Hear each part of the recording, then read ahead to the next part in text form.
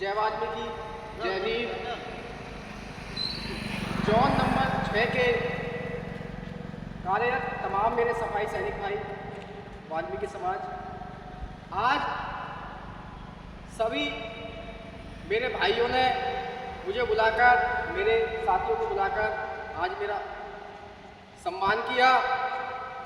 आप सभी का दिल की गहराइयों से आभार, बहुत बहुत धन्यवाद। और जैसे कि मेरे संगठन के पदाधिकारी, सम्मानित भाई, इनके कार्य को देखते हुए इन्होंने एक नई पहल करी है। यमुना क्षेत्र में जोन 6 के कर्मचारियों ने सम्मान कर अखिल भारतीय सफाई मजदूर कांग्रेस की टीम का आप सभी का दिल से धन्यवाद। जय भीम, जय वाल्मीकि।